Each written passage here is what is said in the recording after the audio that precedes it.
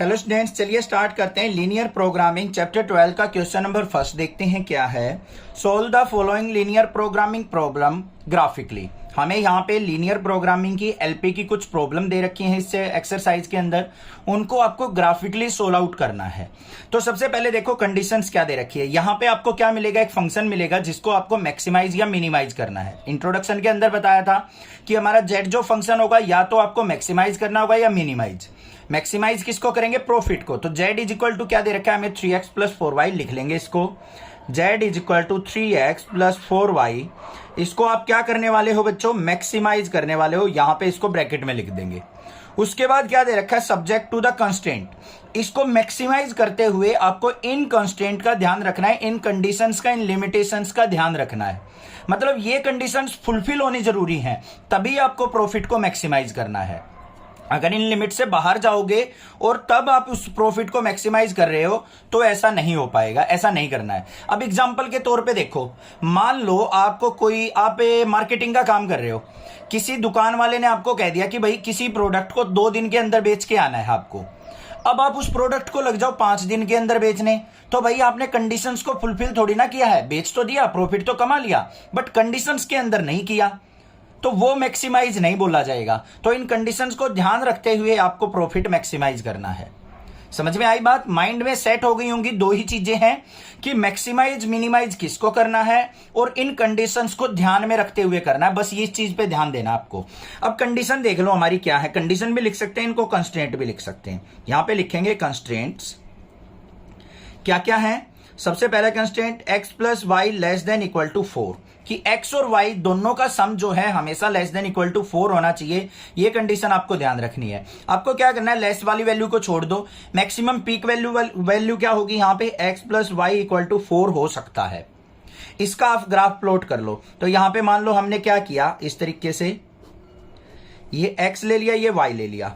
x की value 0 लेंगे तो y की वैल्यू 4 हो जाएगी, y की वैल्यू 0 लेंगे तो x की वैल्यू, y की वैल्यू 0 लेंगे तो x की वैल्यू क्या हो जाएगी, 4 हो जाएगी। ये आ गई या नहीं आ गई। तो इसका हम क्या कर लेते हैं, ग्राफ ड्रॉ कर लेते हैं भाई। ग्राफ के लिए हमें क्या करना है, एक तो y एक्सिस बनानी है अपनी और एक x एक्सिस ड्रॉ कर लेनी है। ठीक है, इस पे इक्वल डिस्टेंस पे हम पॉइंट लगा लेंगे। ये तो हमारा 0 0 हो गया, ये हमारा 1 हो गया, ये 2 हो गया, ये 3 हो गया, ये 4 हो गया। स्केल से लगा लोगे बहुत अच्छी बात है, क्योंकि उससे एग्जैक्ट ग्राफ निकल के आएगा आपका 1 2 3 और 4। ये हो गए आपके पॉइंट, मैक्सिमम वैल्यू 4 तक ही जा रही है। यहां पे क्या है, x0 y4, x0 यहां पे है, y4 यहां पे है। तो ये पॉइंट हो गया हमारा 0,4। ये है हमारा 4,0, तो 4,0 ये वाला पॉइंट हो गया 4,0। दोनों पॉइंट्स को आपस में ज्वाइन कर देते हैं। ये कर दिया भाई हमने इन दोनों पॉइंट्स को ज्वाइन। ये लाइन आ गई हमारी कौन सी, x plus Y equal to 4 की आ गई। हमें क्या दे रखा है, x plus Y less than equal to 4। Less than equal to 4 मतलब इस लाइन से नीचे नीचे, और सॉल्यूशन ऑलवेज क्या होगा हमारा, फर्स्ट क्वाड्रेंट में। देखो x greater than equal to 0 होना चाहिए, y greater than equal to 0। x greater than equal to 0 मतलब ऊपर, y greater than equal to 0 मतलब ये भी पॉजिटिव राइट साइड का। तो हमारा जो रीजन होगा, बाउंडेड रीजन, वो कौन सा होगा, ये रहा। ये आ गया मेरा बाउंडेड रीजन। और कोऑर्डिनेट्स कौन कौन से आ गए यहां पे, वो चीज आपको ध्यान देनी है। यहां पे इसकी नेमिंग भी कर लेते हैं। ये ए पॉइंट मान लिया, ये बी पॉइंट मान लिया, ये सी पॉइंट मान लिया। तो यहां पे क्या लिखेंगे हम, the feasible region, the feasible region.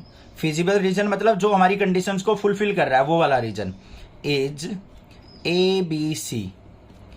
And point, point कौन कौन से आ गए हमारे, ए के पॉइंट क्या है 0,4, बी के पॉइंट क्या है 4,0 और सी के पॉइंट्स क्या है 0,0। इन तीनों पॉइंट्स पे हम देखेंगे प्रॉफिट कितना कितना आ रहा है। उसके लिए हमारे पास कंडीशन क्या दे रखी है, z is equal to 3x plus 4y। सबसे पहले ए पॉइंट पे देखते हैं हम। पॉइंट ए पे कोऑर्डिनेट क्या है हमारे 0,4, पुट कर लो। तो z इज इक्वल टू क्या आ जाएगा, 3 मल्टीप्लाई ए के कोऑर्डिनेट 0 प्लस में 4 मल्टीप्लाई यहां पे 4। तो वैल्यू क्या आ गई, 3 मल्टीप्लाई 0 क्या हो गया 0, प्लस में 4 4 जा 16 इक्वल टू क्या आ गया 16। दूसरा पॉइंट कौन सा लेंगे हम, बी पॉइंट। उसके कोऑर्डिनेट्स क्या है 4,0। तो z इज इक्वल टू क्या आ जाएगा यहाँ पे 3 × 4 और प्लस में 4 × 0। x की जगह 4, y की जगह 0 रखना है, जिसको हम मैक्सिमाइज मिनिमाइज कर रहे हैं। 3 4 जा 12 प्लस में 4 0 0 इक्वल टू क्या आ गया 12। फिर पॉइंट सी पे देख लेते हैं भाई, यही तो हमारा फिजिबल रीजन है, तीनों कॉर्नर आ गए। सी के कोऑर्डिनेट 0,0। तो z इज इक्वल टू क्या हो गया 3 × 0 प्लस में 4 × 0। तो 0 + 0 इक्वल टू क्या आ गया 0। अब भाई इनमें से, इन वैल्यूज में से मैक्सिमाइज और मिनिमाइज वैल्यू पहचानना इजी है या नहीं है या नहीं है, ये बता दो। बस आसानी से पहचान सकते हैं, ये मैक्सिमम वैल्यू, ये मिनिमम। अब मैक्सिमाइज करना है तो हम इस वाली वैल्यू को पिक कर लेंगे, और मिनिमाइज करना होता तो ये वाली ले लेते। तो मैक्सिमाइज कितनी है हमारी वैल्यू यहाँ पे 16। तो यहां पे क्या लिखेंगे अब हम, द मैक्सिमम z इज 16, और किस पे है एट x = 0 एंड y = 4। ये आंसर हो गया हमारा। ग्राफिकली आपने इसको सोल्व आउट कर लिया। मैक्सिमाइज प्रॉफिट हमारा कब होगा, जब x 0 हो और y 4 हो। क्लियर क्वेश्चन, माइंड में सेट हो गया होगा किस तरीके से करने, कोई दिक्कत नहीं होनी चाहिए। पहले हमें यहां पे अपना ग्राफ प्लॉट करना है, फिर मैक्सिमाइज मिनिमाइज कर देना उन पॉइंट्स पे वैल्यू देख के। कोई भी प्रॉब्लम लगे आप मुझसे पूछिए, अदरवाइज चैनल को सब्सक्राइब कीजिए, लाइक कीजिए और शेयर कीजिए। Thank you students for watching your channel. Next classes.